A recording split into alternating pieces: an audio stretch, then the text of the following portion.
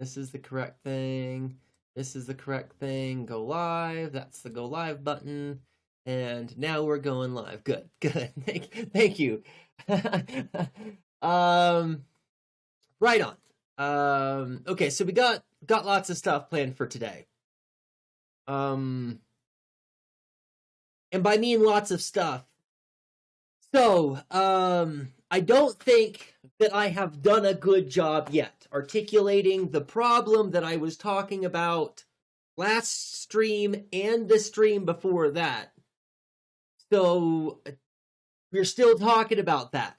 But part of the reason why I believe that I have had trouble figuring this out has to do with the title. Ontological priority. This is something that I've talked about a few times on the stream before in a few different kinds of ways. There's a few different ways that we might think about ontological priority. And the reason why we care about ontological priority is because it has to do with that which actually is fundamentally. So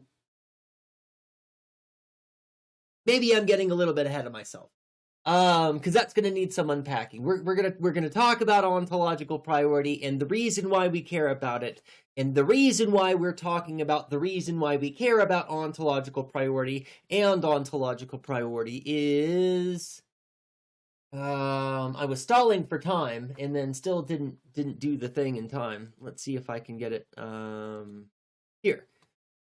So we're. Let me, oh gosh, I can't do both. Can I do both? No, it's one or the other, but I can add another thing.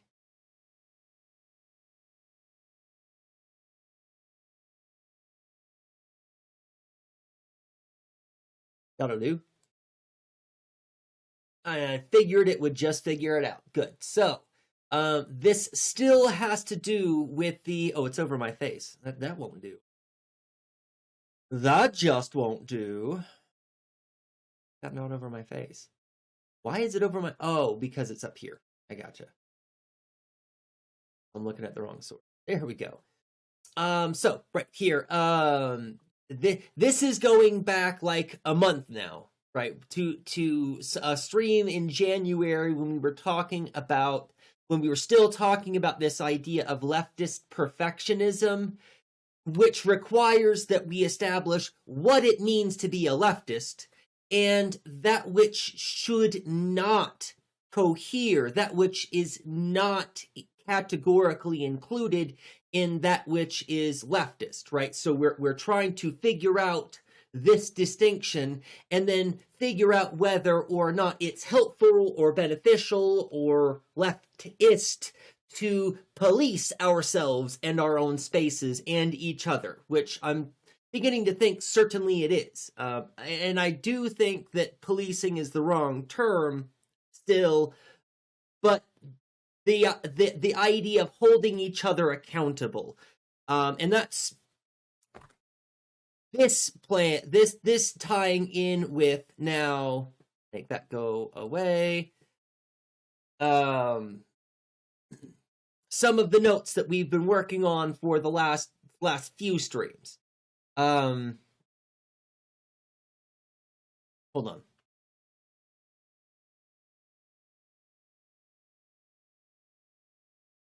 Okay. So, yes, policing, but policing is probably the wrong word, right? That's what I was getting to. And this has to do with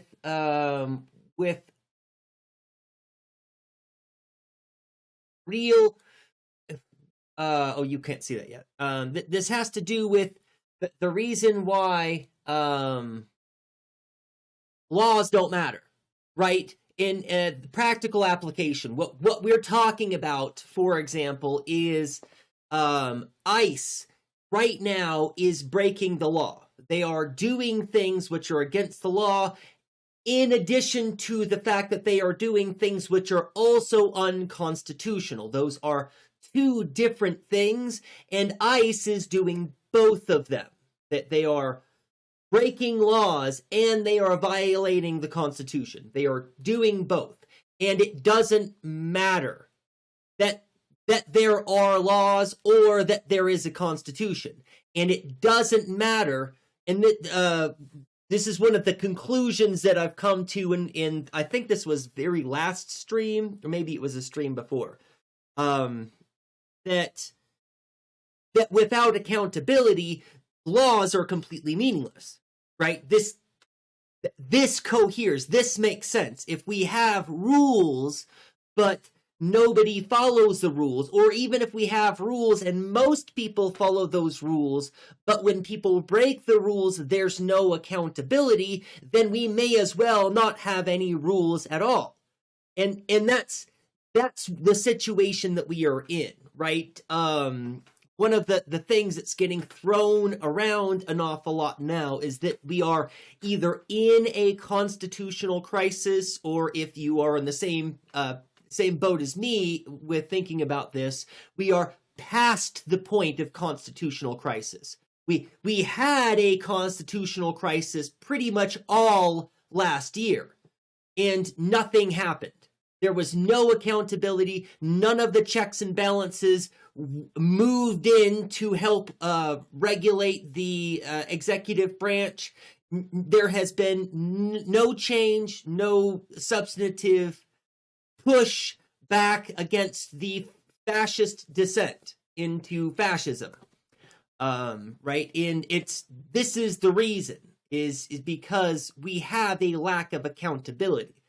So this all has to do with means ends unity and the kind of prefigurative world that we want to create, and how we need to shape and mold ourselves as prefigurative beings who are going to be revolutionary people building that world tomorrow that we want to build, right? This all works together with us holding each other accountable. This is where real morality comes from. This is where real justice comes from. This is where rights actually exist. We live in a world where we have rights in the abstract. We have these ideas, these ideologies around rights, and that there are certain protections and guarantees that people are deserving of necessarily qua person. But in that world, none of those abstract things translate into people having material rights, people having the freedom and the to be empowered to make their own lives, to decide for themselves, to determine themselves, to be the kinds of beings that they want to be. They don't have that kind of freedom. We don't live in that kind of world. We live in a coercive world that needs you to fit in a particular mold. And if you don't fit that particular mold, you're going to end up in jail, or homeless, or on a list somewhere, right? Or you're considered not hireable, and therefore you're going to starve anyway. Right, for those of us who fit in the camp of disabilities, right? There are a number of ways that culture and society punishes you for being the way that you are, which interferes with your freedom to be who you want to be and how you want to be, and to determine yourself in your own life. None of us have any of that freedom. Laws don't apply to the state agents in reality. Yes, and that's the thing. We are so far divorced.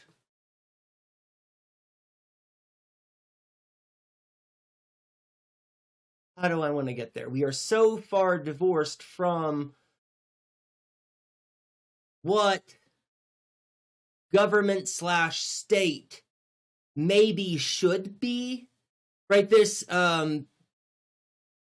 we had to do this kind of separation when we were talking about police and policing in the first place.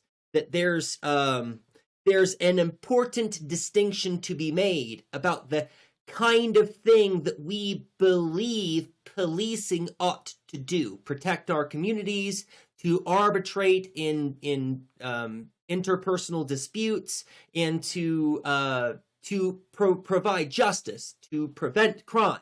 These are the things that police are supposed to do. But police in our society don't actually do that. These are the reasons why we justify the existence of police. But what police do is they protect capital and insulate those in power from accountability. That's the actual function of police in our society, right? So we have to separate those ideas out about what police are supposed to do in theory as opposed to what they do. And when we're talking about the state, I think that there's some advantage to doing this as well. Now, as an anarchist, I don't really care about the state anyway, right? I don't care about the state, and I think that having no state is more ideal. However, I recognize that we don't have those material conditions that we can achieve that tomorrow, today. Right? What we have today with our material conditions, what we can achieve tomorrow is something that will also be a state. We'll have a state, some kind of socialism or some kind of communism, which will necessarily have some kind of state apparatus still. We don't have the material conditions to transcend state right now. So whether or not we like the state, we still have to contend with the material reality that is, right? Which means that we still have to disentangle those two ideas, because the whole time we are talking about why the state needs to be abolished, we are going to have people that keep coming up and saying, well, but we need to have some kind of central system of order. We still need to have some kind of mechanisms for regulation. We need to have some kind of framework for problem solving, right? And right now, most people think of state, right? When we think about those kinds of avenues or mechanisms or vehicles, those are all things that we associate with the state. Now, that's not what state does. And that's what we will continue to insist. But we will still have to contend with those ideas that the state provides these kinds of mechanisms, and we'll have to take our time disentangling those things. Don't care about the supposed. I only care about what has actually been demonstrated in history. Okay, well, I mean, that's absolutely fair. Right. Someone asked when I sent the link to your stream, is your PFP AI? No, it's not. This is it's an emote that was made for me. It's funny. I was just thinking about this today because it's not a whole year that I got this, but it's getting close to a year, I think, since I got this emote. There was a point in time when I had disposable income, and I was like, hey, I'm looking for an artist to do some kind of emote for me, and paying for this emote took all of the disposable income I had at the time, about a year ago. But so I was just thinking about that. That's what it is. It's an emote that was created for me by Brittany.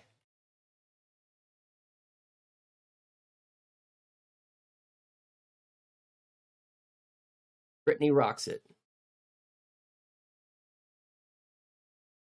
That didn't work.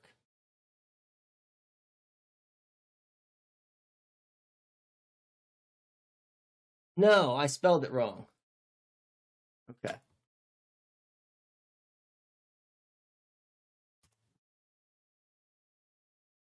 There you go. Yeah, I didn't have a problem remembering Brittany Roxett's name and how to spell it until last semester when I had a Brittany in my class. And ever since then, I've had trouble remembering which is which spelling is which. So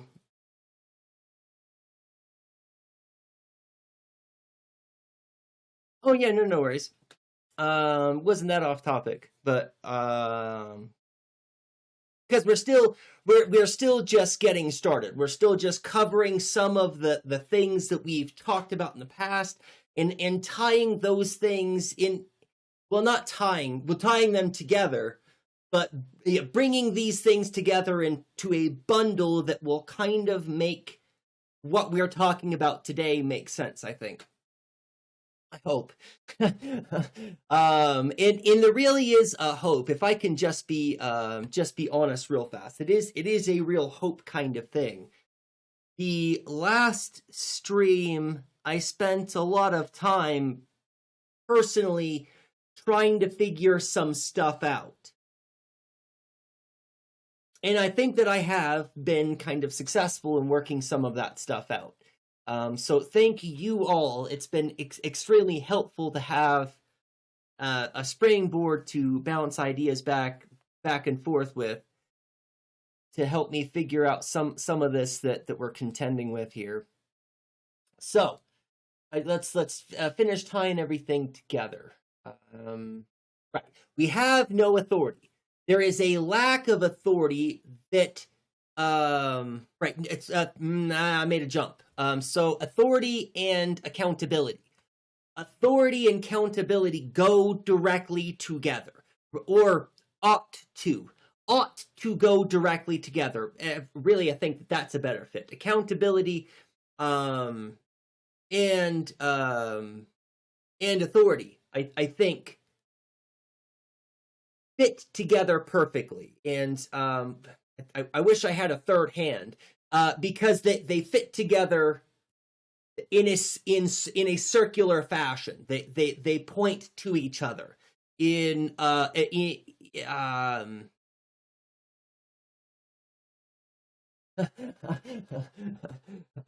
what is it called? A thing where it's pointing all. It's like a flowchart. Flowchart. It's a circular flowchart. Thank you.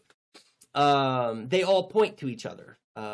Also, the state in my words is the body that claims a monopoly on the civil functions of society. In which case, and see, that's a really good use of a really fantastic way to use state. And I think that this is a helpful way to think about the state in general, especially for an anarchist, somebody who is thinking about ways to abolish the quote-unquote state, right? That we can still understand that there is this function, and this function isn't necessarily bad, but this function is the thing that I've talked about before, where you and I can work our problems out. And as long as it's you and I working our problems out, we are talking about horizontal problem solving.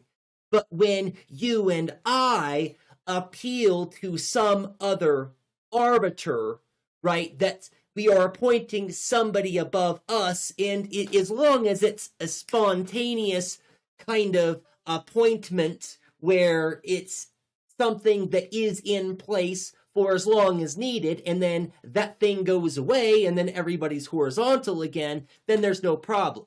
But when we have this kind of thing, which is propped up and then formalized, even if it's a quote-unquote non-coercive hierarchy, it still is a hierarchy and will literally still be coercive. It will still literally have power dynamics that are going to be unjust. Almost necessarily. I don't think that it is necessarily the case. I believe that you can have some kind of apparatus that has some kind of monopoly on power, but I don't know how that would be structured in a formal way that is not also necessarily hierarchical and therefore oppressive.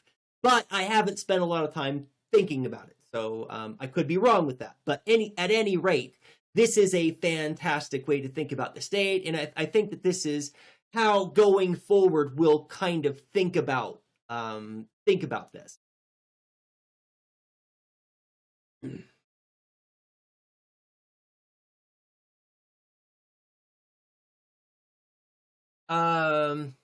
Right. And so the flow chart, that's what I was getting back to, the flow chart.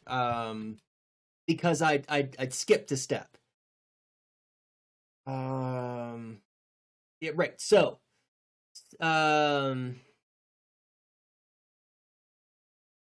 real authority. Real authority is concerned, I believe, with two things. Real authority. Well, and I should stop to read the reason why I keep saying real authority. Authority is something which is itself sublime. When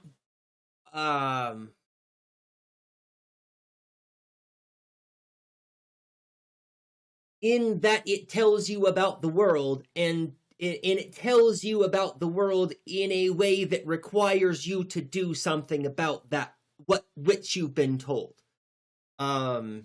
It's not just revelation.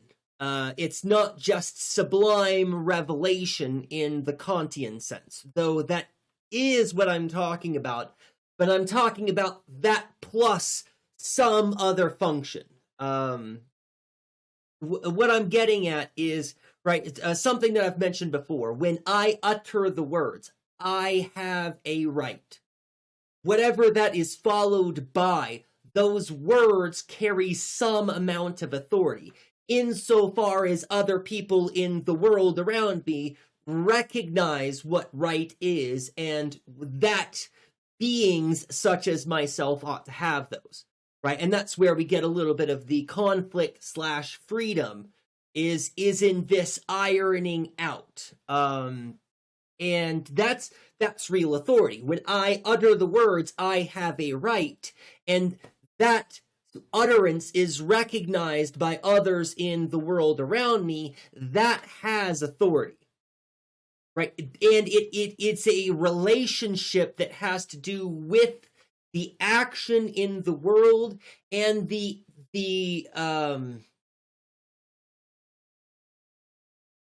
it's perception, but it's also, there's something positive. It's dialectical, right? There's others perceive, but also input, right? So there's a reciprocal relationship with my being in the world and doing the uttering or positing, I am a being with rights. And others reciprocate in some kind of fashion. And this is authority. That others recognize the thing based on what I've said or what I've done or how I've presented things in the world with my doing things in the world.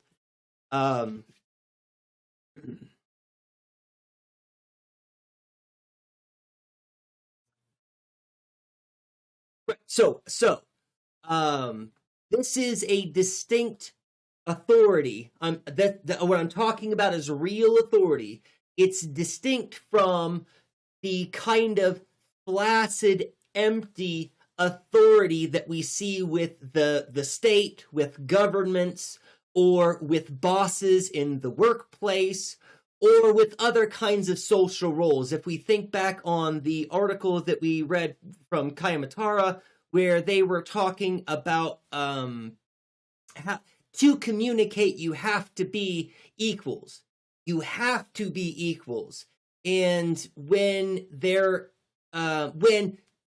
people are not equals, one is declaring, right? And there's a fake kind of authority that comes with this. In our culture and society, Western culture and society, I should specify, has propped up this fake false kind of authority because it's the same kind of authority that states have, that police have, that governments have. They have this flaccid, empty authority that looks good on paper that really only protects those people and the interests of the state, and at the same time don't actually protect us. And this goes back to the earlier thing that Jane was talking about, when, you know, that's not actually what states do, right? That's where was it? Yeah, the laws don't apply to state agents in reality.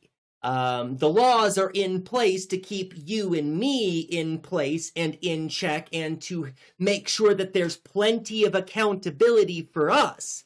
But accountability doesn't work both ways. There's not a flow chart. And that's why it's not real authority, why it doesn't have real power, why it's not, why it's empty and flaccid and therefore unjust. It's a unjust hierarchy that has been propped up for the state of for the ends of having something over us which tells us what to do, right?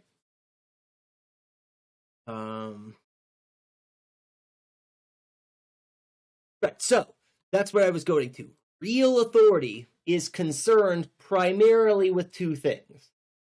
That's the formalization of political bodies and the formalization of moral norms. So, a perfect example of the failure of authority in our culture and society right now is that our culture and society prevailingly believes that pedophilia is wrong and that pedophiles should be held accountable. We don't live in that society, right? That doesn't reflect reality. Our culture and society clearly doesn't care about pedophiles or want to hold pedophiles accountable. Look around. Look at the state of affairs, right? That's clearly there's a disconnect. And I think that that's a perfect example of the disconnect of authority. It should be the case that people go, that's fucking wrong. Let's do something about that right now. But people don't have that power. That's what's missing from the picture, is for people to understand that they have the responsibility and the duty, and that they're supposed to be upholding some kind of moral standards in their own community. People need to recognize it's up to them to go, wait a minute, that thing is wrong. It's time we do something about that, because we can. We could literally just hold all the pedophiles accountable. But that would require that we dismantle some of our state, that we would dismantle some of our police departments, that we dismantle some of our governments, which we should fucking do because they're full of pedophiles, right? Which we should fucking do. But there's that disconnect. And we can't get other people in society who might help us create power to accomplish things.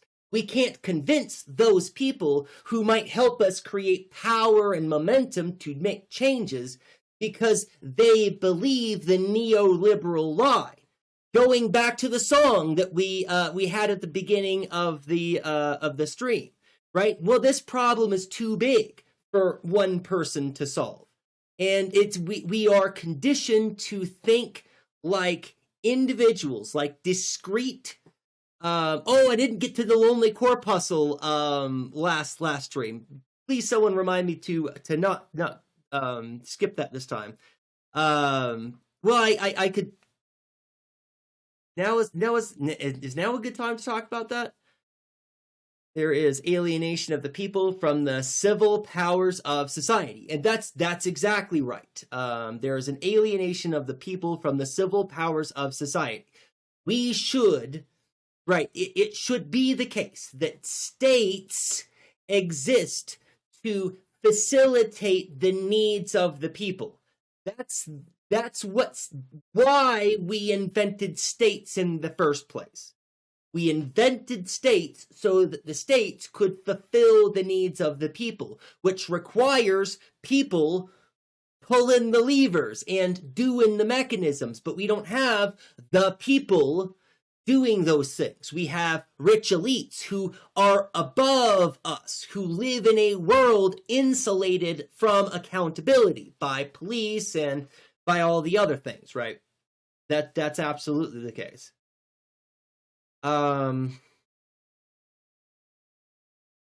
So this is let's go backward now, right? That's the problem.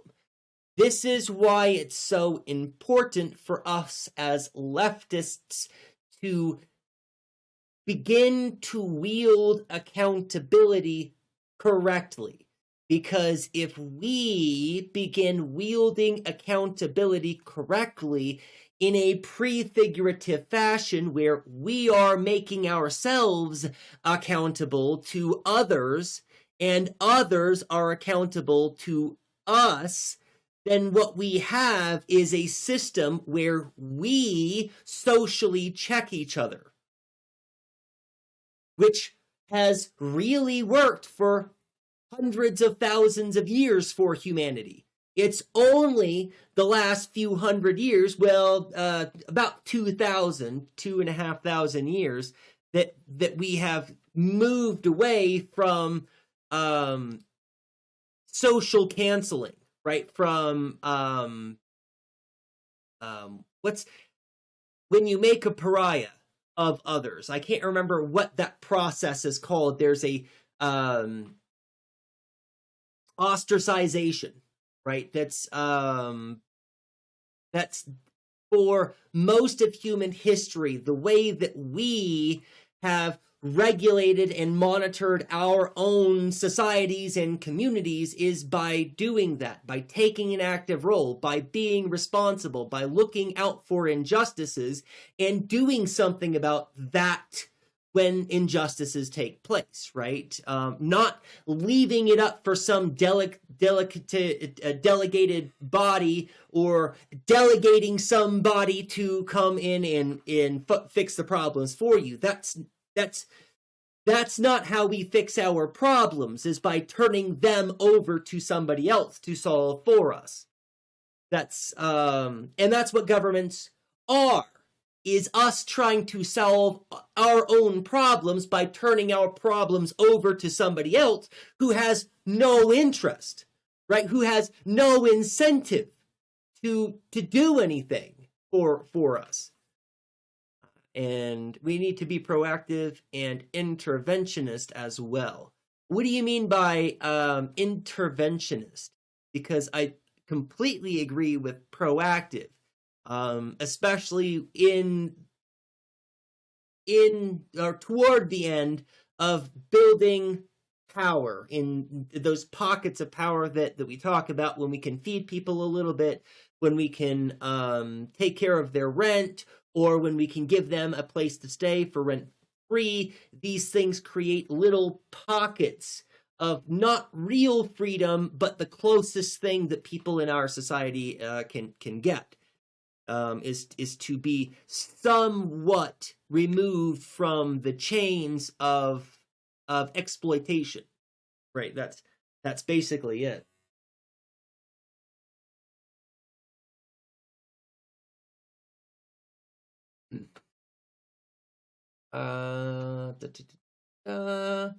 Okay. Working backward. Did I work all the way backward? I mean, I think I did, because this is about the means ends unity, right? And about us being the kind of people that can be correctable. The opposite of incorrigible, I think, is we want to be corrigible. That is, we want to be the kinds of beings which are correctable, that are open to critique, that we are open to critique. Intervene when things are starting to escalate. Interventionist. Okay.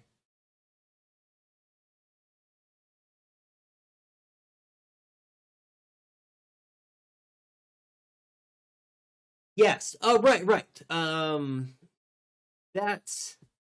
It's like seizing opportunities. With the example that I've been going on and on about is the fact that all across the United States we are about to see hospitals closing at an alarming rate. So people who live in rural areas like me, whose nearest hospital is 30 or 40 minutes away, Now they're going to find themselves in a situation where their nearest hospital is an hour, 2 hours away, right? If there's even a hospital within an hour driving distance. That's an opportunity. That's an escalation. I think. This may be not what you. That's what I think. When you say that this is an escalation of the oppression, the escalation of the state clamping down, of capitalist powers clamping down, of the trolley running amok, right? It's a kind of escalation that I believe requires some kind of response from us, from the left, in order to establish some kind of power structures there.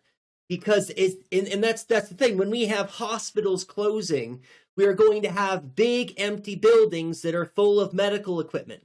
And we are going to have lots of unemployed medical professionals. And we can just take those two things and put them right back together, right? They will be in the right time and place for them to seize the means of production so that we can just have healthcare, that we can just have centers that provide health services for people.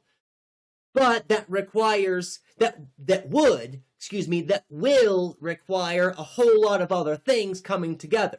Those medical professionals will have to have their rent taken care of, and they'll have to be fed, and they'll have to have child care taken care of, and you know, we'll have to be able to work out all of those other needs for medical professionals to have the freedom to seize the means of production to give us access to healthcare, which we could just do, right? And that's what the left needs to be organizing to do right now, to figure out what they need to do. How do we occupy a hospital, right? Can anybody answer me that question? How do we go about occupying a hospital so that we can just have that now?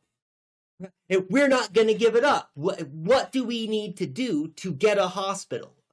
Right? That's something that I'm not asking hypothetically or rhetorically.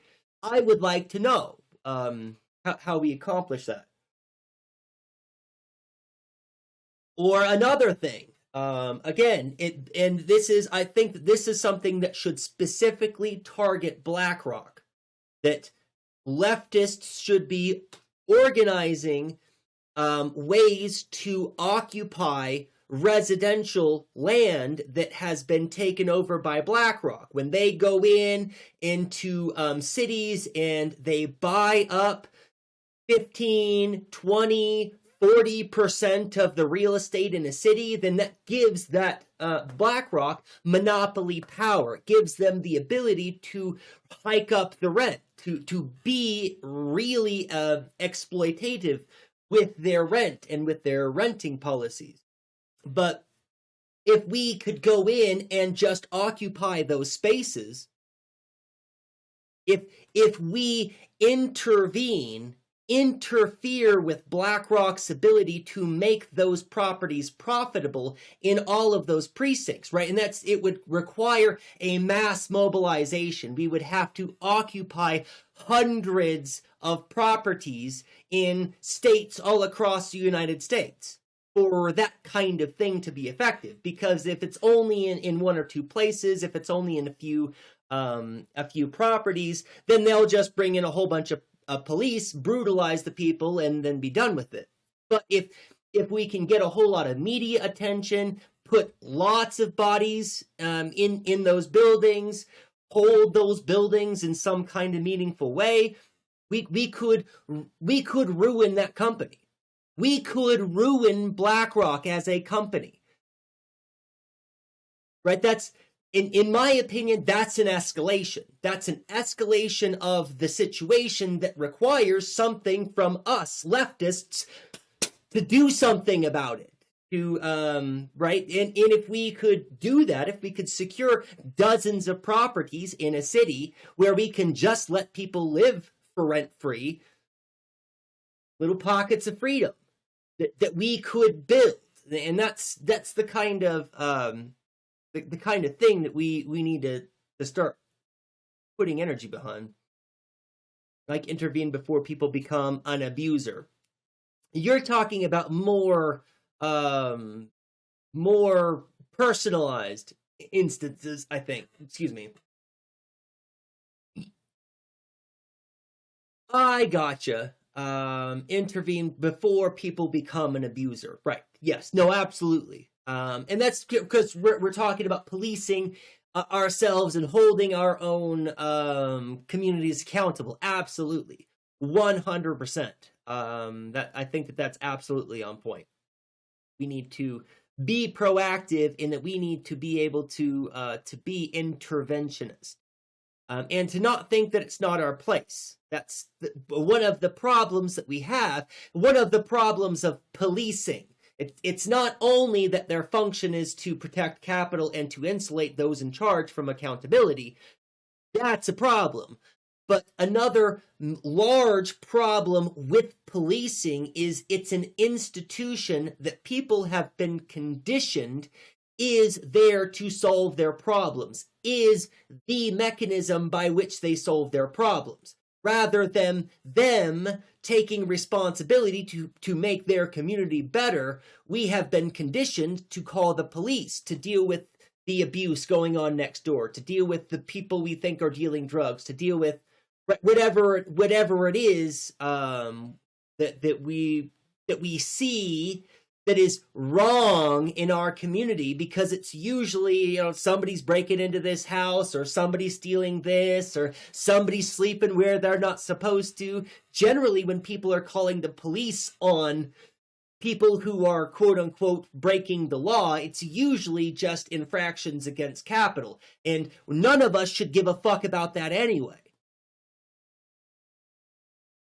Capital, property doesn't have rights.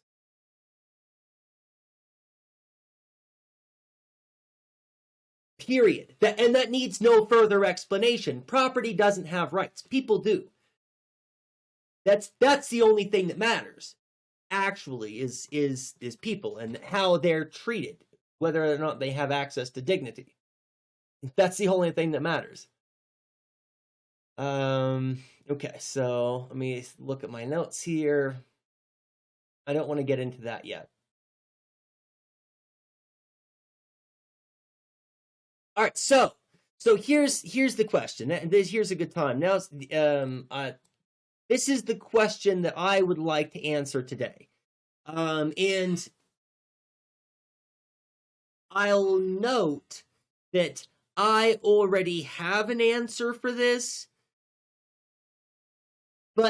But that's besides the point, right? What this is something that we need to answer, that all of us need to grapple with a little bit, and it's a very simple, quote unquote, problem, but it's really got some massive complexities. So I'm gonna take this and actually put it here.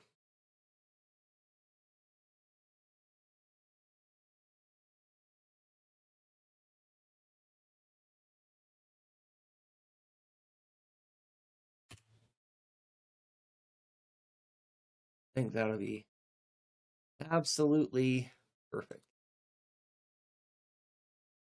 There we go. So this is the question that I think will really help us come to understand what's going on here. So when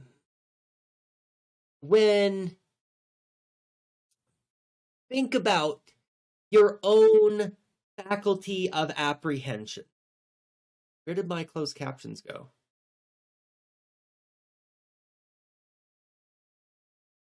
Hello? Hello? This is something that I've had a problem with. Oh, this is so upsetting. I was kind of complaining about this on one of the previous streams. I've been using PubNub for years For years, I've been using PubNub, and it has been a very helpful, very reliable tool. For years, I have been using PubNub, and all of a sudden, I'm starting to have lots and lots and lots of issues with PubNub working correctly. It might be a browser problem, actually. It's one of those things that works. Well, no, I'm using, there it is. I'm using Google Chrome for that. You have to. You're required to use Google Chrome for PubNub. So it's the only thing that I have running on Chrome because I don't use Chrome for anything else. It's too much of a resource hog. But anyways, it's working now. I'll figure that out later. So, oh, right. So think about your faculties of apprehension. And what I mean is that by which you apprehend the world. Welcome back, Matt. Good to see you. When you cast your attention out onto the world and you apprehend a subject, when you apprehend that subject, have you identified an identity and are now attributing characteristics to that identity that you have identified? Or is it the case that there is a bundle of perceptions that exists out in the world, and that bundle of perceptions comes together to form an identity that you recognize in the world? But this is kind of a tough question. When you apprehend another person, it's a good way to think about it. When you apprehend another person, right, what's the order in which you begin to formalize information, meaningful information about the subject you are apprehending? For some of you, you probably have never thought about this. When you see something out in the world, there's thousands of things that happen all at once, right? And you just take all of those impressions as all one impression. But that's not the way that your judgment apprehends the world. Your judgment apprehends particular things at a particular time for particular reasons. So how is it that your attention works, right? And the reason why this is helpful is because this helps us understand the importance of ontological priority.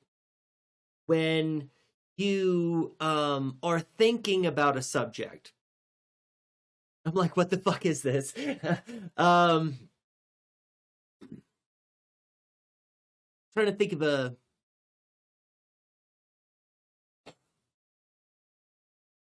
good way to describe it. So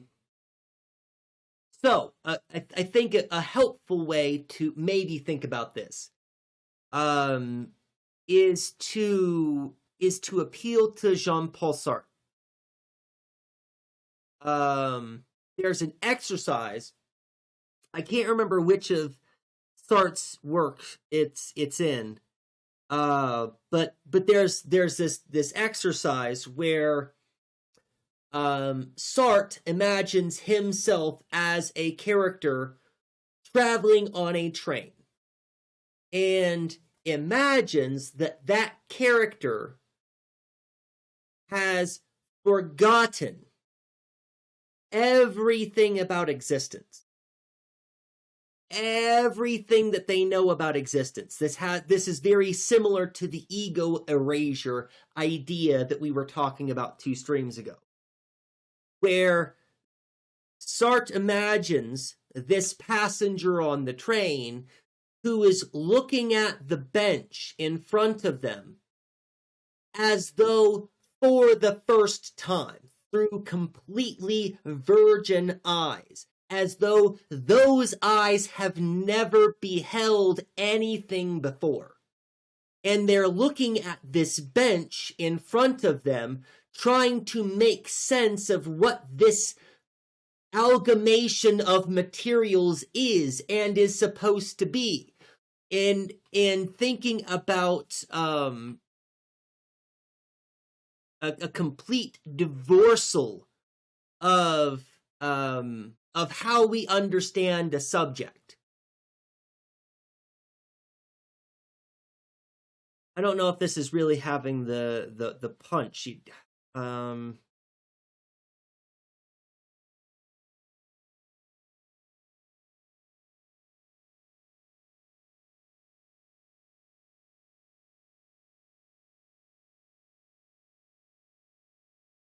Because it's hard to imagine that we don't know what we know. That's really what we're on about. Is I'm trying to get us to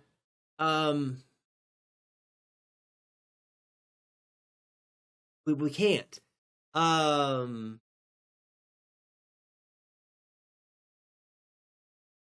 Right. Well, actually, let's continue to go with this. So let's still think about the bench. The passenger who's on the train who's looking at the bench.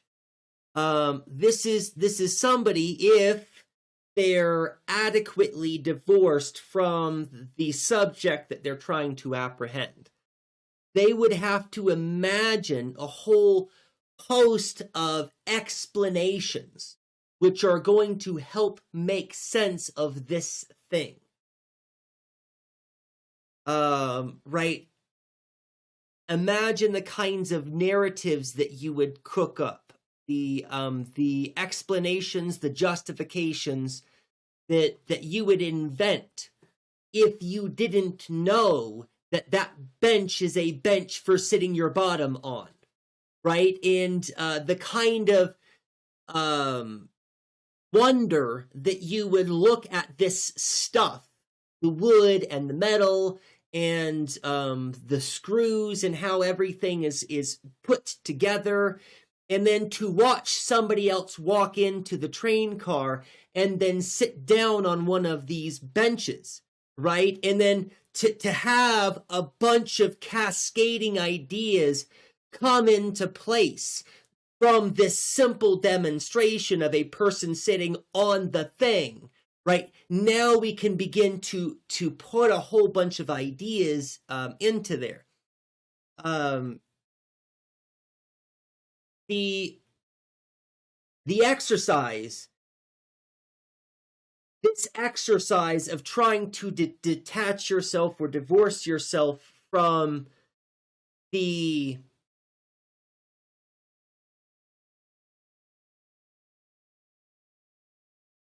sense impressions, right? You're trying to divorce yourself from that thing in the world that you see. And the purpose of doing this is to help you better understand the kinds of judgment that you make that you don't realize that you're making, that you don't put together, but your brain has already put together when you apprehend the thing. Right? Because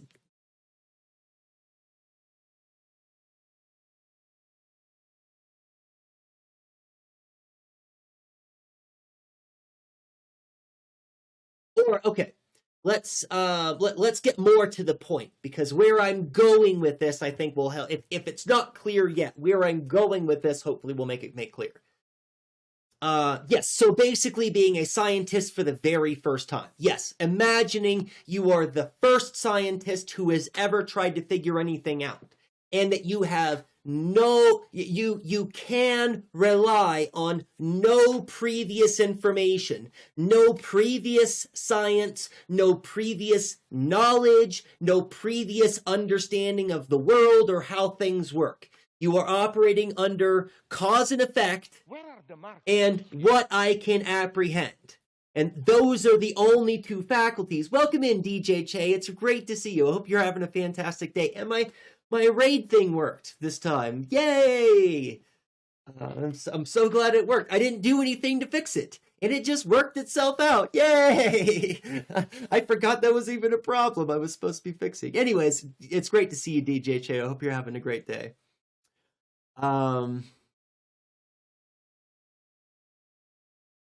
Right, where I'm going with this. Where I'm going with this is that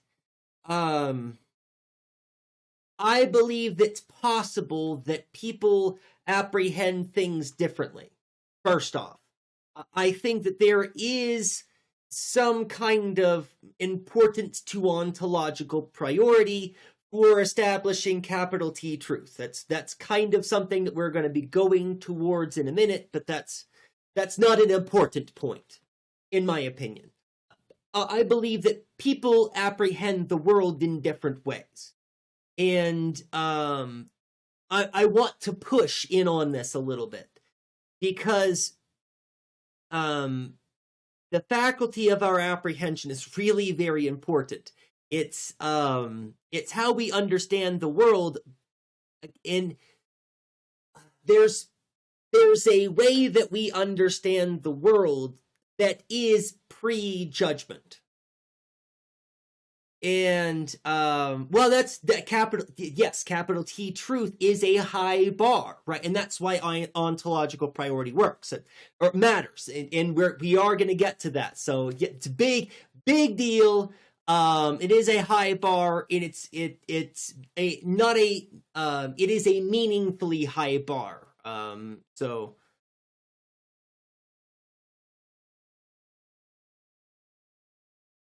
what is? Oh. Okay, thanks. Thanks, DJ Che, for just go ahead, just banning somebody. Cool. Fantastic. Good. Thank you. Good looking out. What matters? What I'm talking about? Where I'm going with this? When some people apprehend the world, some people apprehend other people as necessarily already having personhood and rights and all of the other stuff that comes with it. Some people don't. Some people apprehend the world differently, and they may apprehend a subject in the world and then come to decide that that subject is worthy of personhood, is worthy of moral recognition, right? So I believe that people perceive the world in different ways. Some people perceive other people as necessarily moral agents, necessarily deserving of moral consideration, and probably persons deserving of personhood. Not everybody does that.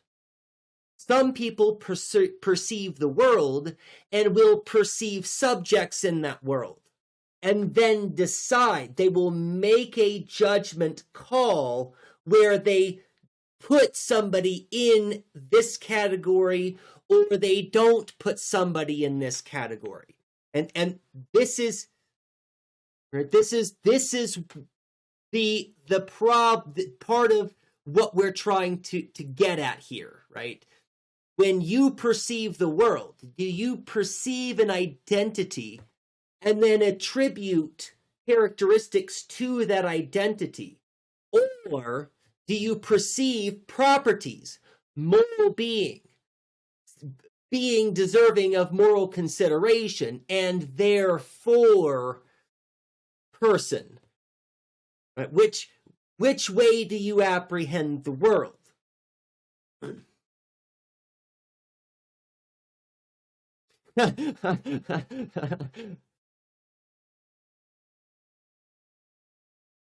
Yeah, dang, Harold sucks. Yeah, fuck Harold. Good. So, and this is one of those things that I believe that there's a glass half full, glass half empty kind of thing to this. It's not a right or wrong answer. This is a matter of how you perceive the world, and something that you should be a little bit mindful about. And the reason why this is important is because we have, this is a good example of people who talk about being colorblind, right? For someone to be quote unquote colorblind, it means that they have to perceive somebody that they recognize as somebody of color, and then they have to do a bunch of extra steps. And then they believe that they are not seeing color, but what they're doing is seeing color and then pretending that they're not. It's extra steps. And those extra steps that they take deceive them, right? It's steps that they're further alienated from the truth of the being. When people are colorblind, quote unquote, it's impossible to actually be colorblind. But when people espouse this belief about the world, they recognize agents as being non-white and then do a bunch of extra steps to the subject, which further alienates them from the material reality of the subject, because they perceive the subject and then put a bunch of extra layers there, put a bunch of extra filters, a bunch of extra things between them and the subject.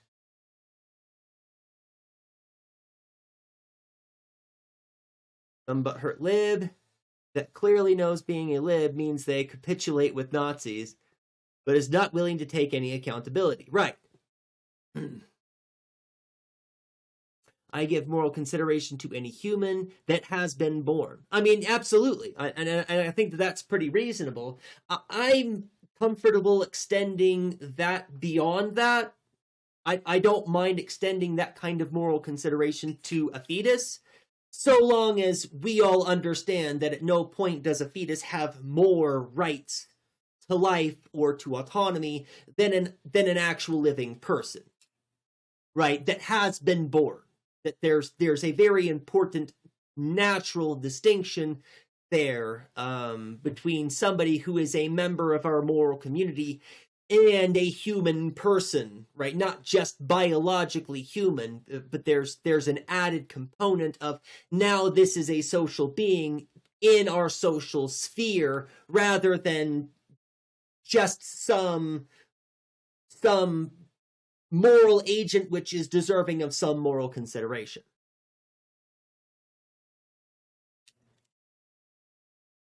Yeah, any organism can get moral consideration. And that's, any organism can get moral consideration. Some organisms get a little bit more, right? And when I say a little bit more, it's kind of a lot, but it's also not. It's really not. It's really not. The difference between moral agent, basic moral considerability for thing that is alive, right? Thing that is a live thing, and personhood. It's really not that much more when it comes to actual moral consideration and that which we actually owe each other. But most of us don't have any real concept of that which we actually owe each other. And I don't think that deontology is the moral theory to use to make sense of the world, but I think that deontology has some insight to give us here, right? There are certain ways that we can treat each other that can be universalized. And if it can be universalized, that's an expectation that we can and should expect from everyone, right? Treating everybody with basic dignity and respect is something that everybody has the capacity to do. Right? In my class yesterday, we were talking about different kinds of things that we can universalize, plug into the categorical imperative. And if you're not familiar with the categorical imperative, it's not really that important. It's a test of pure reason that we use to tell whether or not something is or is not universalizable. And the example I like to give is stopping to help somebody change their tire. You're driving down the road and you see somebody pulled over with a flat tire who's struggling to change their tire. Oh, closed captions are now back working again. I didn't realize they weren't. Right, you're driving down the road, you see somebody with a flat tire who's struggling to change their tire. And if you are able-bodied, pulling over to help them change their tire is a good thing to do. Good job. That's something that's morally praiseworthy. But that's not the kind of thing that you can expect everyone to always do all of the time. First off, cars don't always exist everywhere in all societies all through time. So there's already something here that's difficult to universalize. But also, not everybody has the physical capability to get out of their car and help somebody change their tire. Not everybody has time. What if you're on your way to work? You've already been late twice this month. If you're late one more time, you will lose your job. And now you can't feed your family and your kids and pay your rent, right? It's morally unreasonable to expect that person to sacrifice their job and the means by which they feed their family to help somebody change a tire, right? And it's not something we can expect everybody. It's not universalizable. Treating people with dignity and respect is something everyone can do. Right? There is no caveat. There's no exceptions that you need to make here. You can treat people with dignity and respect. Helping strangers on the side of the road is a good way to get kidnapped. That's true. It'd be cool if instead of police, we had roadside assistance to call. Absolutely. That's defund the police. Defund the police doesn't mean just stop spending money on police officers. We should do that. But we should spend money on other kinds of programs where we've got roadside assistance. Oh, you've got a taillight? Cool, I'm going to pull you over and help you change your taillight, right? I'm not going to pull you over and threaten you or give you a ticket or give you a hard time or even give you a fucking warning. If I'm going to pull you over, it's so I can help you solve your problem, right? And that's it. That should be the only reasons that anybody is pulling over somebody on the road, is if they are a direct danger to other drivers or if they need help. Pull them over and help them out. Let them on their way, right? That's the kind of thing that our society should and would have, right? That's the kind of thing our societies would already have if it were not for capitalism. Right, I was having a stoned moment yesterday.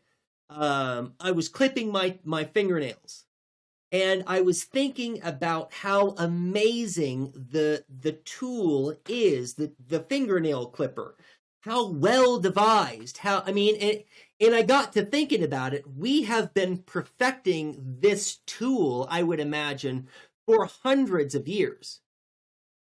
For hundreds of years, we've been perfecting this tool. And I think that we've done a pretty good job of perfecting the tool, except that the tools that we all have wear down too quickly, right? They're well designed, but they're made out of poor materials because we care more about cost effectiveness and efficiency than we do about making a tool that somebody can utilize for the rest of their life, which is what we should be doing.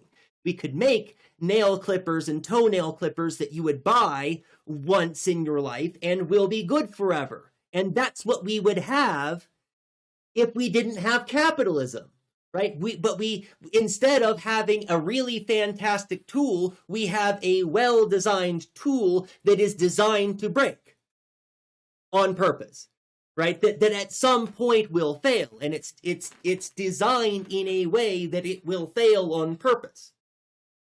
For those of you who are not familiar with fingernail clippers, they are designed to fail after so many pinches that you've pinched. They stop working, right? But they don't have to. They could be designed in a better way. but they're not because of capitalism. It's a little bit off topic, but and also doesn't have anything to do with helping strangers and getting kidnapped, but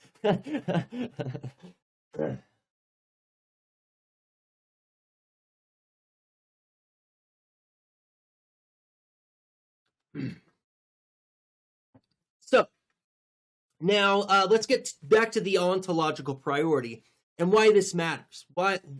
How this gets to the capital T truth. And this is something that I have said many, many, many, many times on the stream, is that the only thing that matters, the only thing that really, really matters is the material, moral world to which we have almost immediate access. The reason why I make this claim, and I keep making this claim, and I'm very confident about this claim, has to do with ontological priority. Everything about how you understand the world, when you look at a subject, when your eyes are scanning about and you look at a subject, immediately your brain has populated that subject with a whole bunch of baggage. Immediately, as soon as, before you even realize that you have seen the thing, your brain has already packaged a whole bunch of information with this thing. And then you make judgments about that whole package. And a lot of that baggage has to do with social structures of ideology, in the way that Zizek is talking about the ideologies, the islands of ideologies that we use to function and use to navigate the world.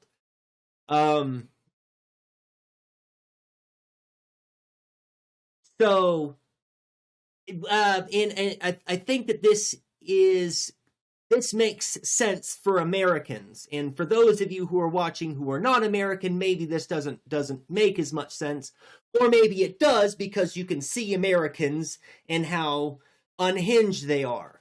But many Americans are conditioned to see nationality first, or to identify nationality first. Right? This is one of, when we see a subject and there's all that baggage that goes in with the baggage. People in the United States are trained and conditioned, right? White or non-white is, for many Americans, the first designator. And regardless of this answer, the next is American or not American, right? And then there's going to be, is this a person who's employed or unemployed, right? And these are the kinds of things before you have even realized that you have seen a person. These judgments are happening to your consciousness, and are influencing how you think and how you understand the world. Right, so if we think back to Jean-Paul Sartre and his thought experiment about this imaginary person who is on an imaginary train who sees the imaginary bench for the first time, right? We have a hard time understanding that kind of concept, to be so divorced from the things in the world that are right in front of us that they cease to make sense to us. And this is illustrative of the problem.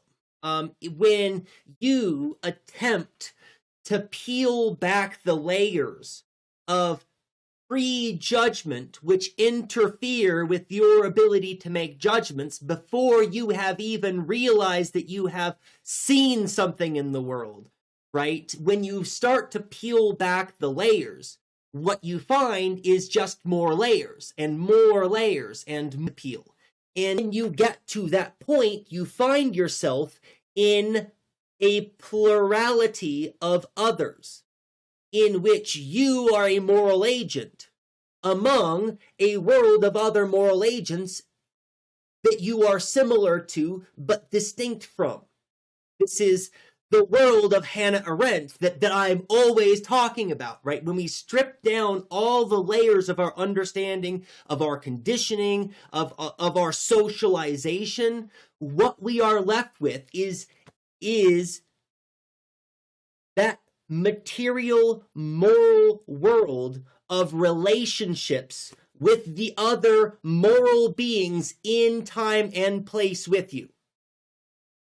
That's the only thing that is capital T truth. That you exist in a time and place, in a plurality, in a world of others. That's it. That's the only capital T truth that the world has to give you. And this is again, like we've talked about over and over and over again, most people don't spend any time in this world, recognizing this world, paying attention to the relationships to the others in their world. They are concerned about whether they're an American, or whether they're black or white, or whether they are employed or not, right? They are concerned about themselves as an individual, as a distinct, as a lonely corpuscle.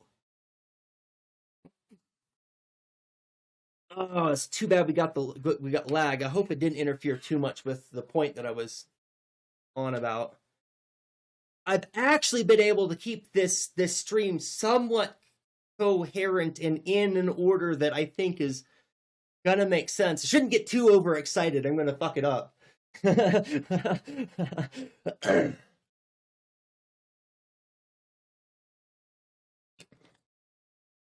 So now let's talk about the lonely corpuscle, which I've talked about before. I think I've brought this up on stream.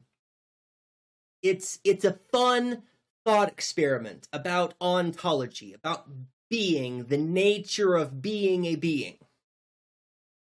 So, and because that's what ontology is it's the study of being, but it's not just beings who are being, because that's what you are, a being who is being, right? You are and doing, but not all being encapsulates both, right? Rocks exist and they subsist in the world, but they don't intentionally do that. They don't do anything to do that. They just exist. They have being. They be in the world, right? They have the being, but they don't do the being. You are a being who is a being in time and place, but also does the action of being a being, right? So there's distinction. Ontology is concerned with both. We're concerned with the rock. We're concerned with you. All that is, right? Right. Is equals ontology. All that is what ontology is concerned with. The nature of being, but within that, the being of being a being with being. Right. So lonely corpuscle. That's where I'm going with this. A fun thought experiment is to imagine a universe, and in that universe, there exists one thing.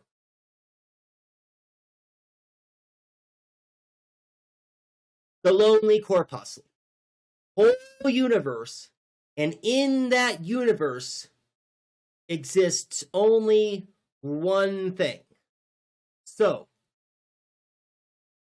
what does it mean for this being, the lonely corpuscle, to be a being in a universe all by itself?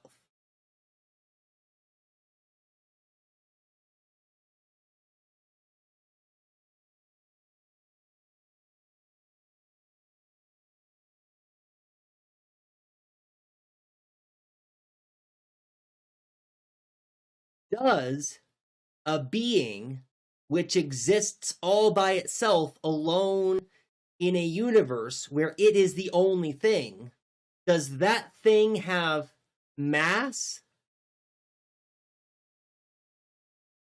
Is it subject to gravity? Is gravity a coherent idea in a universe in which there aren't bodies, but only a single body, right? Because the definition of gravity is the gravitational, or the pull of bodies toward each other. Gravity requires more than one body. Does gravity exist in this world of the lonely corpuscle? Right? What other kinds of characteristics, if any, right? And it depends on how literal you want to understand what it means to be the only being in a universe, right? Because when I ask the question, does it have mass, right? How can it be the only thing in the universe and have more than one property? How can properties exist in a world where only one thing exists? Or is the idea of properties incoherent in that kind of world? Right? So these are some challenging questions that get us to think about what it might mean to be a being all alone. And one of the most important, most revealing things for me with this thought experiment is one unity simply cannot exist in this kind of way. Yes, this is the universe of the lonely corpuscle. It is the universe, the lonely corpuscle itself. Yes, that's one of my favorite ones. That the universe is the lonely corpuscle. It must be, right? It must be. If that is the only thing in the universe is the lonely corpuscle. Right, absolutely. But the as fun as the thought experiment is, it actually doesn't make any sense. And it doesn't make any sense in the same way that an understanding of self cannot be an individual understanding. It cannot be. You cannot be an identity all by yourself. You cannot be an identity all by yourself. It's not possible for you to be an identity by yourself. For you to be an identity requires that you acknowledge the self in the backdrop of the plurality of others, right? Because you don't just come to exist. You were brought into existence by others. Those others taught you how to think, taught you how to understand, taught you how to apprehend the world, taught you how to make value judgments about that world. Right? Everything about you is the product of other people's work, of other people's contributions. You are only by your relationship to the others in the world around you that recognize you, that know you as an identity. Understanding the unique is an inherently social endeavor. Absolutely. Understanding the unique is an inherently social endeavor. Right? Exactly. That is exactly right. And this is it's important for us to remember that the detachment from truth and reality, right? Truth and reality don't necessarily always cohere. And the thing that I'll remind us about, right? It might be the case that that person over there believes in a God that you don't think exists, right? But that if that person does you harm in the name of their God, it doesn't matter whether that God exists. There's still a truth to it, and you are subject to that truth, whether you choose or accept that truth or not. Right? The ideas of others have power, whether or not those ideas of others actually cohere with states of affairs in the world. That doesn't matter. That's not going to stop people from preventing you from being able to access healthcare or to access abortive services. That's not going to stop police from keeping you from taking food from the grocery store, right? Even if you reject the reality of those people's truth, it doesn't change the world. MAGA has an opposite relationship with facts, reality, and the truth. Well, yes and no. It's a perverted and distorted relationship.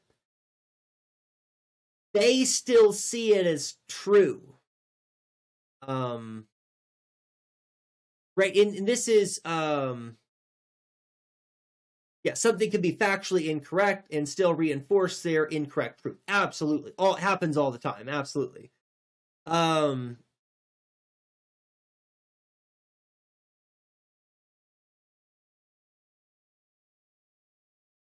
MAGA has an opposite relationship with truth and facts. I wouldn't say it's opposite.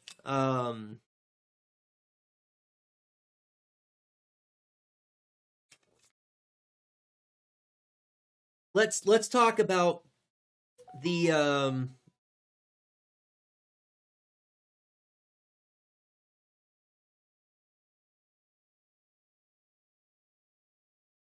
do I want to talk about that?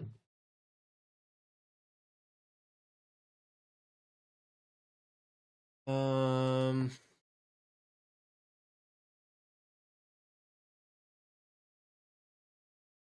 some reason my phone is blowing up. I'm already distracted.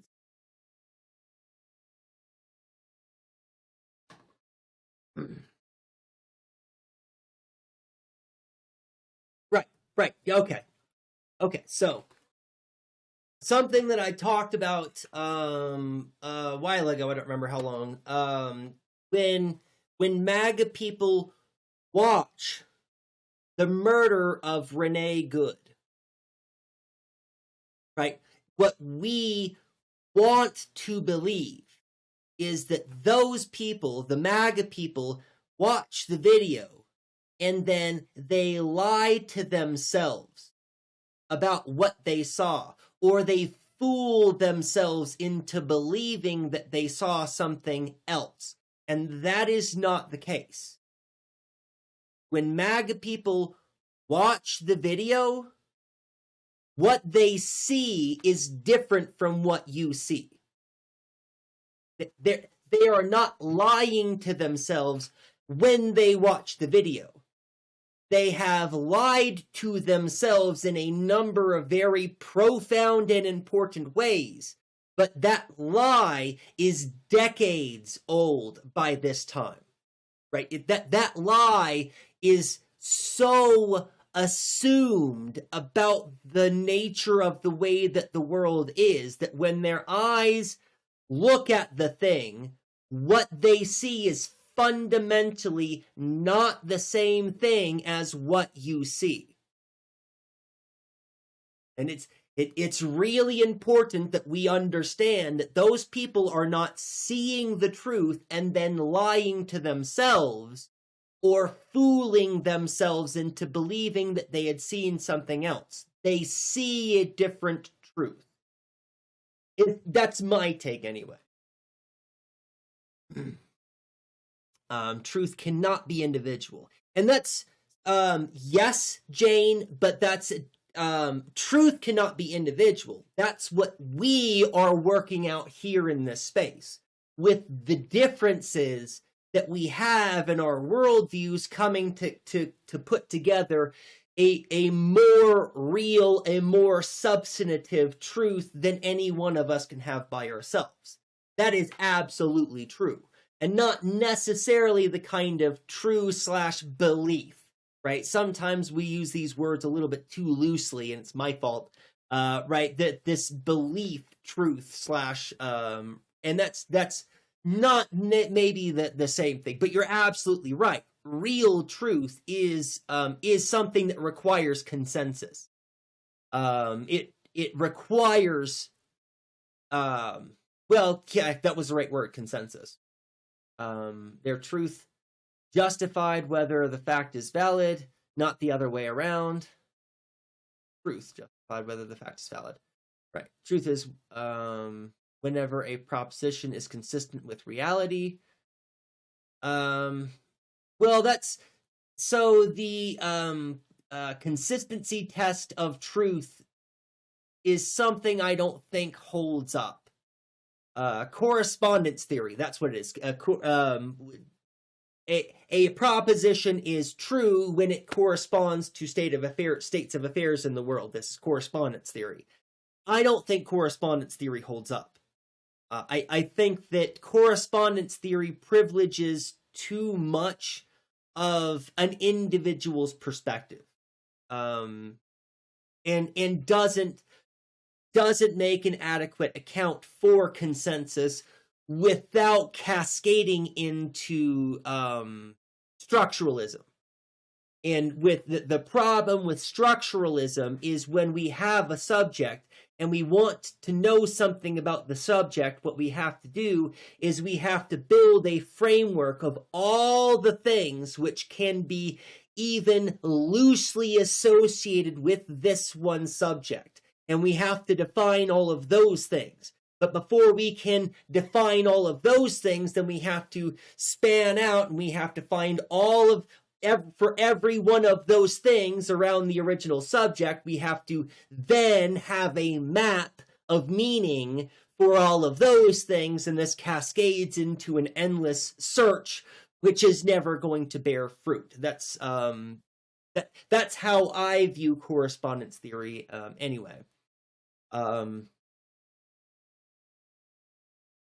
My experience, they can validate the fact is correct, but cherry pick what to internalize and validate their idea of what's true.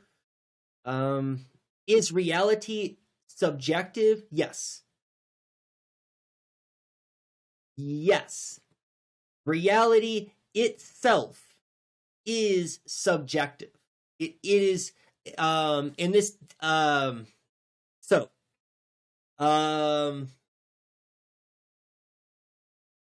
we've talked about, this is an ontology thing too. So the oldest back and forth in philosophy is actually very much about this. This has to do with David Hume and John Locke. Hume argues that the world has... So am I getting these backward? Oh shit, it's been a long time since I've done this. Which one's which? Fuck.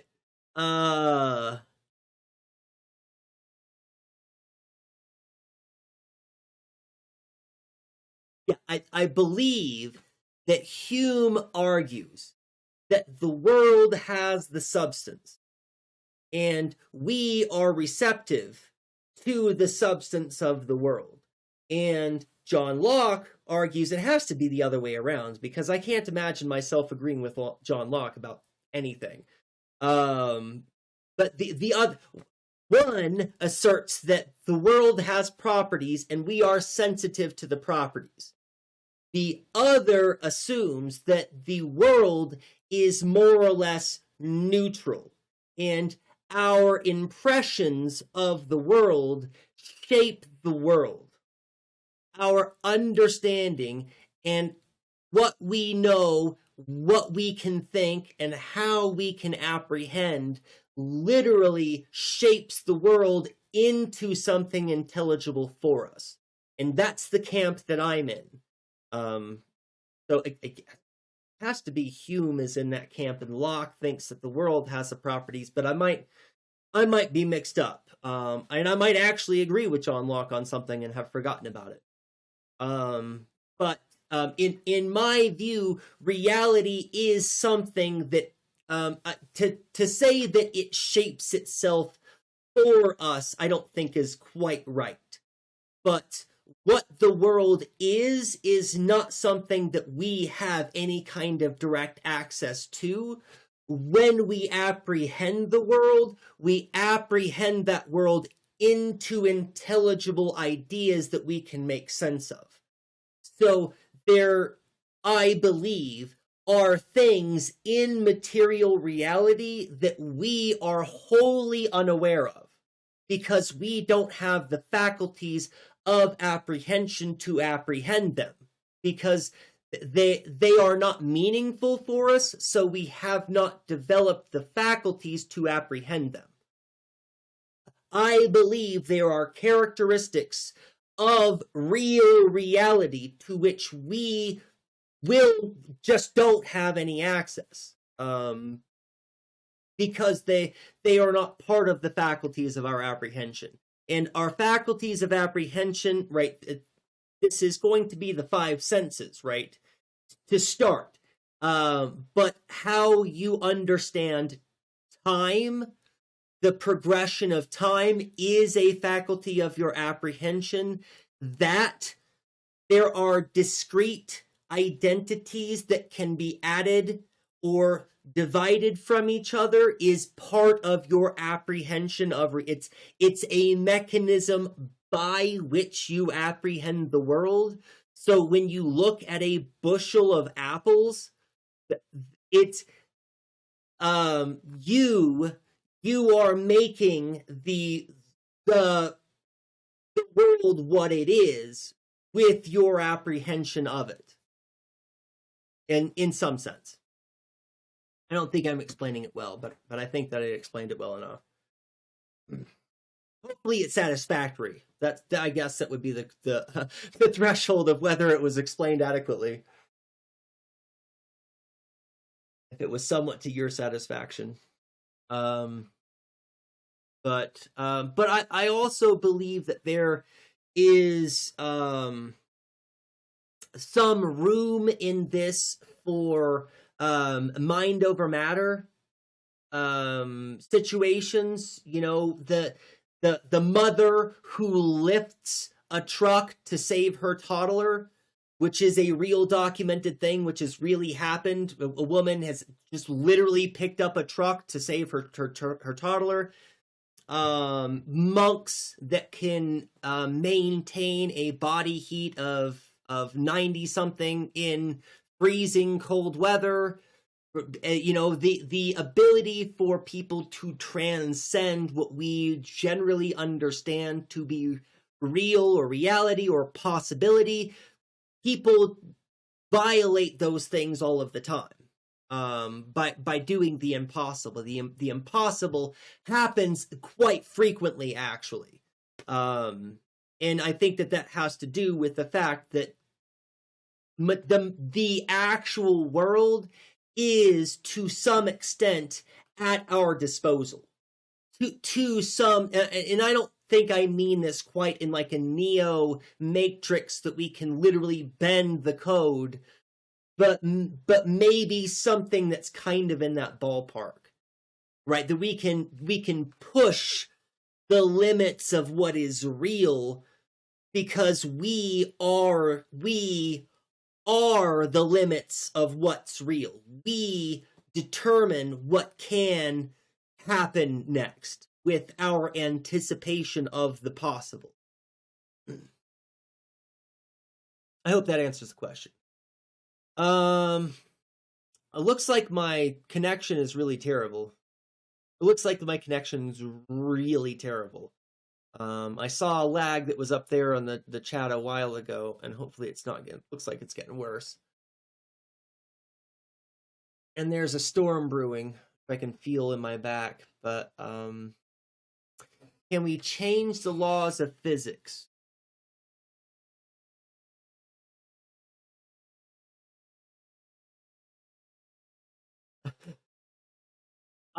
I'm really tempted to throw out just a hard yes.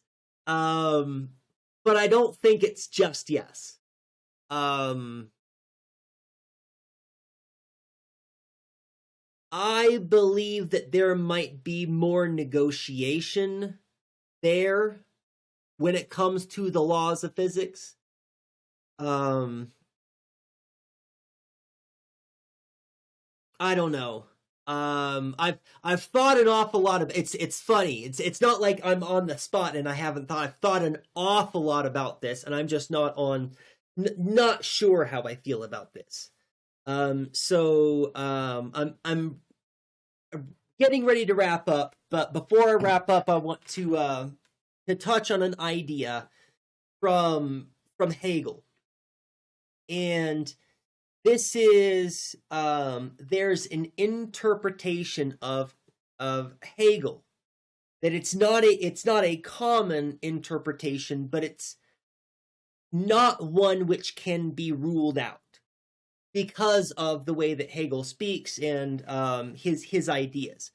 When he's talking in phenomenology of spirit, Hegel is talking about our relationship to the real in this way that it is what is real is the product of how we apprehend it.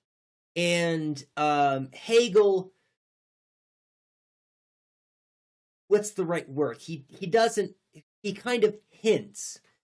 He hints that it might actually have been the case that at some point in human history that the universe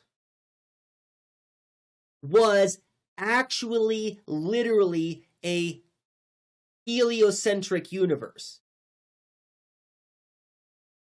That because of the belief of humans that the reality of the world was that was real.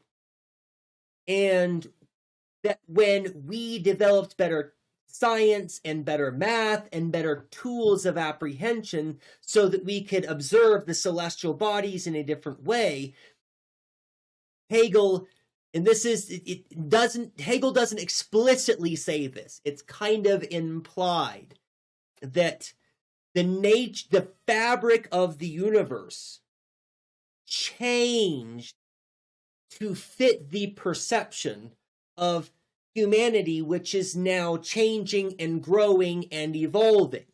That the what is concretely, materially in the world is a swirling mass of nothing but our imagination.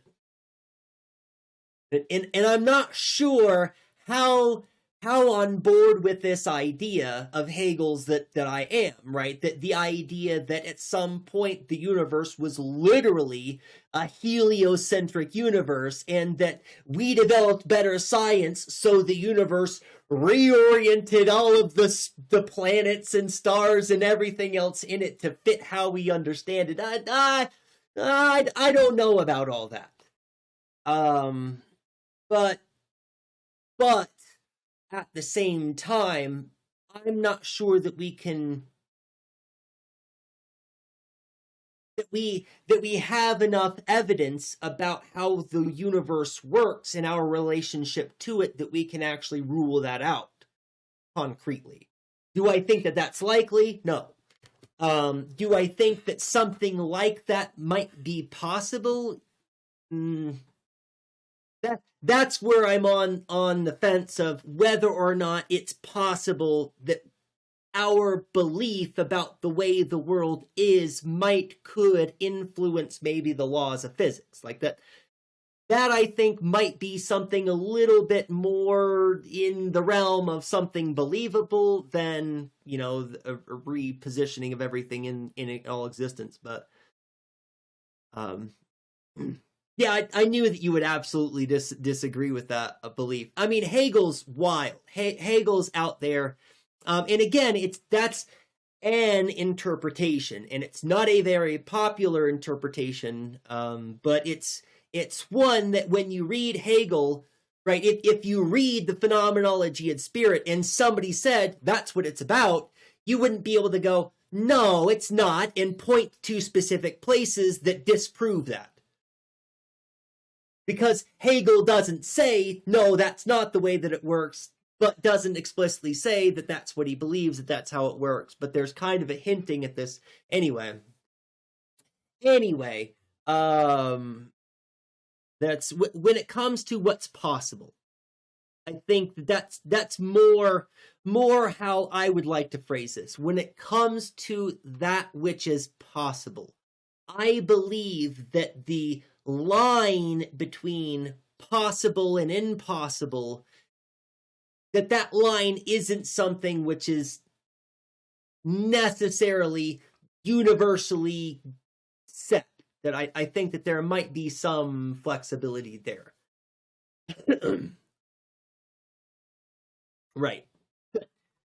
I really kind of was hoping to stream a little bit longer, but I'm still dropping frame rates. My connection is still not good, and like I said, I'm watching the storm roll in, and it's looking like it's going to be worse. So I think this might be a good spot to call it.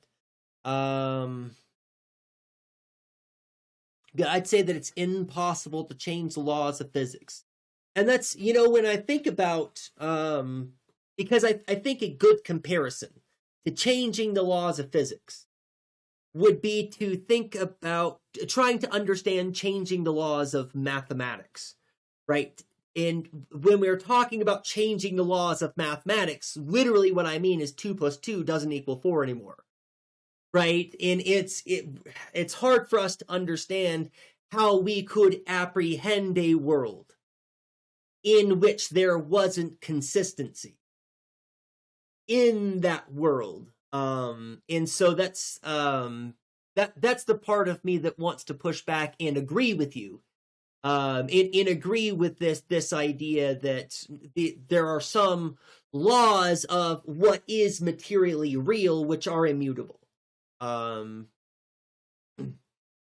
But I also have a hard time accepting that the world has rules and laws which are immutable, because I understand the material world to be the product of how we understand it. So that's where I am, is that there's a little bit of inconsistency to those ideas. Yeah, we change our understanding of the laws of physics, though, right? And that's usually what we don't change anything, right? When we have paradigm shifts, our understanding is what changes, not the world itself. I think. I think. Good. Let's find a raid target. Before I just lose power, right? And thank you, Matt, for redeeming a philosophy question, and it was a good one. It was really on point. It was a really good way to end the discussion on ontology, I think, too. Oh, I'm not looking for a raid target. I'm just staring at the screen. Focus, self. You got a thing you're trying to do.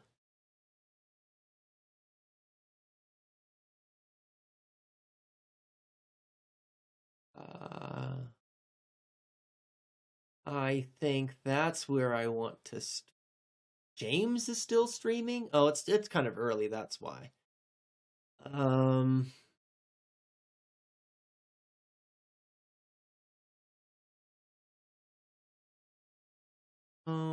I don't know.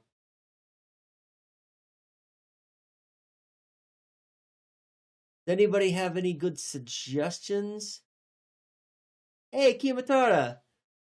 No worries. You are late in well, you know, ordinarily I say, well, no, you're not late, but you are late because we're wrapping up. Oh, we'll do this one. No. Yeah, I want a recommendation. Have you got a recommendation for me, Matt?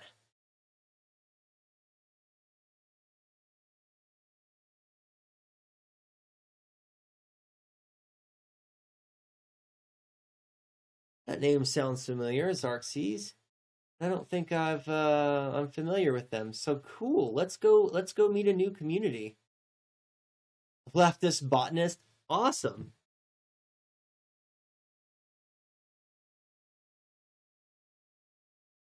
See if that's gonna do it. Grade has been created. Hey, yep, we found it. That's awesome. I love there is so much parallel to botany and leftist organizing. There's a lot of parallel there. That it's really that's really cool. For those of you who maybe remember Comrade Bubbles, that's one of the things that they used to talk about an awful lot. They were more into mushrooms and the mycelial realm, but they would often do a really good job of tying leftist ideas into the way that nature works, right? The way that systems work. And this is, I think, one of the reasons why Jane is really big into systems theories, because that's the way that the nature of the world works. And we could do that, right? We could just pay attention and do that, right? Anyway, yes, anarchy can be applied to botany too, but I'm running out of time. I love you all so much. Thank you for being here. Thank you for all of your valuable contributions in chat. And until the next time I see you, be excellent to each other.